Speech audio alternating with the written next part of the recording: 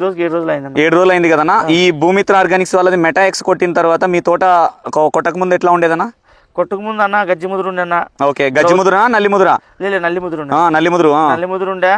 ఇంకోటి ఏదంటే గ్రౌత్ ఉండే అన్న. గ్రోత్ లేకుండే గ్రోత్ వచ్చింది.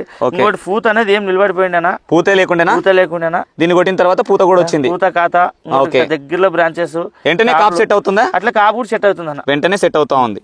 అట్లా యాక్చువల్ గా అంటే మనకి ఇంకా ఎండ టైం అన్న ఇది ఎంత క్లియర్ గా కనిపిస్తుందో లేదో రైతులకు ఆల్మోస్ట్. మొత్తానికి అయితే ఈ మెటాఎక్స్ చేసుకోవడం వల్ల హ్యాపీనే కదా మీరు? నాకైతే ఆల్ ఓకే అన్న. All okay. తోట కూడా నీట్ గా అయింది కదా కనపడుతుంది అన్న. ఓకే, కింది ముడత పై ముడత క్లీన్ పోయిందా? క్లీన్ పోయిందన్న. ఎత్తదన్న కొద్దిగా కింది ముడత పై ముడత క్లీన్ పోయింది కదా? పోయిందన్న. క్లీన్ నీట్ గా అయిపోయిందన్న. కాపుడు వెనక సెట్ అవుతుందన్న. ఓకే, మంచిగా ఇప్పుడు చాలా హ్యాపీగా. ఇంకోటి ఇక్కడ మీరు గమనించచ్చు, ఈ చెట్టు కింద కాయ పడితే కూడా పైన కాపు, ఈ పూత ఇంత లావుగా. ఓకే, ఇది బాగా గమనించచ్చు అన్న మీరు. ఇక్కడిగా అవును, దగ్గర దగ్గరే వస్తున్నాయి. అంటే ప్రతి రైతు కూడా దీన్ని చేసుకుంటే బ్రహ్మాండంగా ఉంటది అంటావు? చేసుకోవచ్చు అని నా ఉద్దేశం అన్న. 99% ఎవరికి 99% అన్నా అంటే రిజల్ట్ ఉంటేనే కనిపిస్తుంది కనిపిస్తుంది కదా. పూత కూడా సెట్ అవుతా ఉంది, ఏమి ఇబ్బంది లేదు. ఇదండి మీరు గమనిస్తా ఉన్నారు కదా తోట పరిస్థితి ఇది. ప్రజెంట్ భాషన్న ఏదైతే ఉందో మెటాఎక్స్ చేసిన తర్వాత ఆరోగ్యంగా ఉన్న తోట మనం చూడడం అయితే ఇక్కడ గమనిస్తా ఉన్నాం. ఇంత ఆరోగ్యంగా వచ్చింది. ప్రతి రైతుకు చెప్పొచ్చు కదన్నా? ప్రతి ఒక్క రైతుకు చెప్పొచ్చు.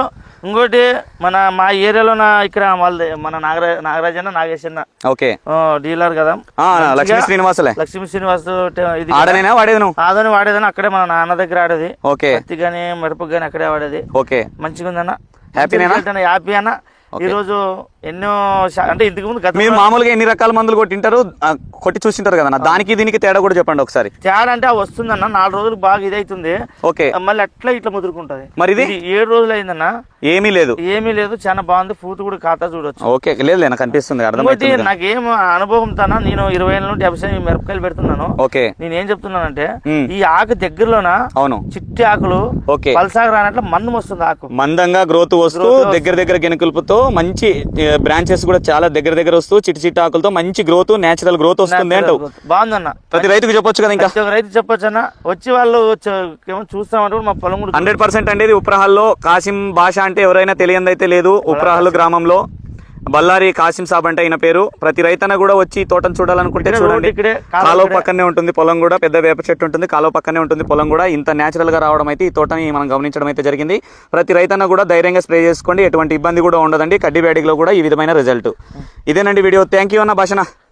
చూడన్నా ఇంకేం చూసేది ఇంకా నువ్వు చూపించే కొద్ది చూడాలనిపిస్తుంది. 100% లావుగా పూత లావుగా ఇక్కడ పింజే. అవునవును, దగ్గర వస్తుంది. ప్రతి రైతుకి చెప్పొచ్చు కదా? ప్రతి ఒక్క రైతు చెప్పొచ్చు. Okay, thank you. ఓకేనా? Okay, thank you.